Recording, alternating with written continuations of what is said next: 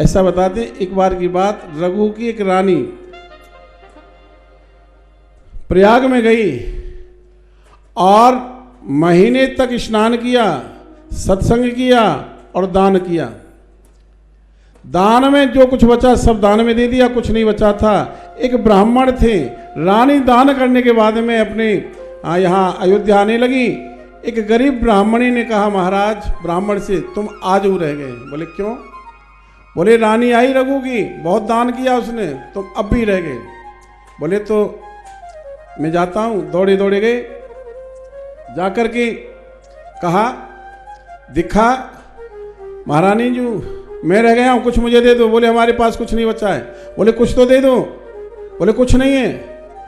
अब ब्राह्मण ने कहा, तुम्हारे हाथों में ये कंगनाएं, ये कंगनाएं दे दो, इनसे गरीबी कट जाएगी। अब वह रानी बोली ठीक है, ऐसा करो मेरे नाम से संकल्प बोल दो। और पहले संकल्प बोल दिया। संकल्प बोलने के बाद में उन्होंने कंगनाओं को उतारने लगी। बोले मैं, ब्राह्मण ने कहा मैं इन कंगनाओं को नहीं लेता। बोले क्यों? बोले जिस पात्र पर रख करके संकल्प बोला जाता है वो पात्र भी दान लेने वाले का होता है। अरे ब्राह्मण क्या कहना चाहते हो? बोले महारानी जी कंगन अकेले नहीं, बोले और, बोले आप भी चाहिए। कहा मेरा अधिकार तो राजा का है मुझे देंगे का। तो राजा के पास आ। रानी आ गई। रघु राजा के 27 रानी थी। अन्य महाराज ग्रंथ में यह प्रसंग मिलेगा, रामायण में नहीं मिलेगा, इसलिए ध्यान से सुनना।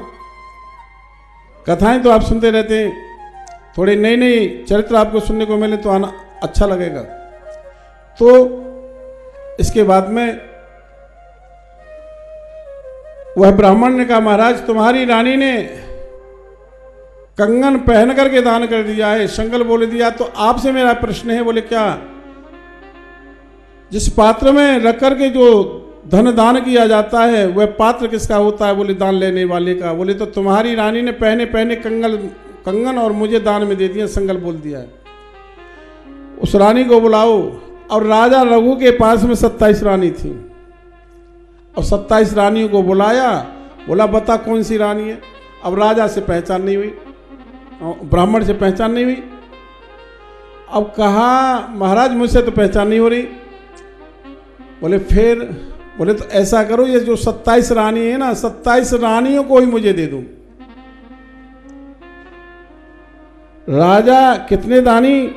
27 रानियों को ब्राह्मण के लिए संकल्प बोल दिया। ब्राह्मण उन रानियों को लेकर के जा रहे थे।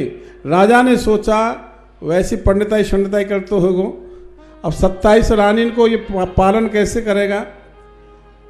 और 27 रानी ने किसी दिन लिपस्टिक को मांग ली तो पत्रा और बिक जाएगा या को हैं? हाँ, तो फिर बुलाया, आओ ब्राह्मण देवता एक काम करो, यह राज्य का संकल्प भी मैं तुम्हारे लिए बोलता हूं। और राजा बना दिया उस ब्राह्मण को, संकल्प ब्राह्मण के लिए भी बोल दिया। फिर वो राजा वहां से चले गए। रघु रास्ते में दिखा, राजा ने सोचा अब यह 27 ब्राह्मण रानियों का गुजारा करता रहेगा, शासन करता रहेगा। जैसे रघु जा रहे थे तो रास्ते में एक पेड़ पर एक चिड़िया का जोड़ा था और उन्होंने वहां से एक फल नीचे डाला और उस फल का नाम था अमर फल। और आपस में बातें कर रही थी वो चिड़िया का जोड़ा कि जो इस अमर फल को खाएगा वह अमर हो जाएगा। और राजा ने वो फल ले लिया। सोचा मैं खाकर के क्या करूंगा, उस गरीब ब्राह्मण को दे दूं इस अमर फल को, वह खा लेगा तो रानियां का गुजारा करता रहेगा।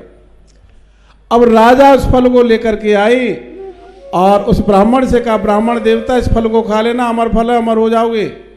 ऐसा कहकर कि राजा चले गई। अब उस ब्राह्मण ने सोचा कहूँ ये राजा मेरे साथ में चाल तो नहीं चल रहा है, कहूँ ये अमर फल न होकर के कहूँ विष फल न हो, ये कहीं बेईमानी आ गई हो कि रानियों को ले जाए। सो ब्राह्मण ने वो फल नहीं खाया और वह फेंक दिया। और जैसे वो फेंका उधर से एक कोई व्यक्ति जा रहा था, उसको कैंसर का यानी कोई असाध्य रोग था, कैंसर आदि का। उसने देखा बड़ा अच्छा फल है, उसने खा लिया, उसका रोग ठीक हो गया। वह ब्राह्मण के पास गया। ब्राह्मण ने कहा भैया तुझे तो बहुत बड़ा भयंकर रोग था। बोले महाराज तुमने जो फल फेंका था वो मैंने खा लिया, वो तो अमर फल था, मैं तो सही हो गया। ओहो। कहते हैं महाराज फिर यही रघु नाम के राजा स्वर्ग में गए। इधर नारद जी उस ब्राह्मण के पास में आए, कहा अरे ब्राह्मण इन 27 रानियों का तू क्या करेगा, इस राज्य का तू क्या करेगा, साधना कर, राजा वापिस कर दे। वापिस करने के लिए एग्री हो गया, राजा तैयार हो गया। नारद जी फिर स्वर्ग में गए, इंद्रपुरी में जाकर के, और रघु से कहा हे रघु आप वापिस हो जाओ, अपना राज्य संभालो, वह ब्राह्मण तुमको राज्य देने के लिए तैयार है। बोले मैं नहीं जाता। इंद्र ने समझाया, फिर कहा इंद्र ने कुछ और सामान ले जाओ, तुम वापिस हो जाओ।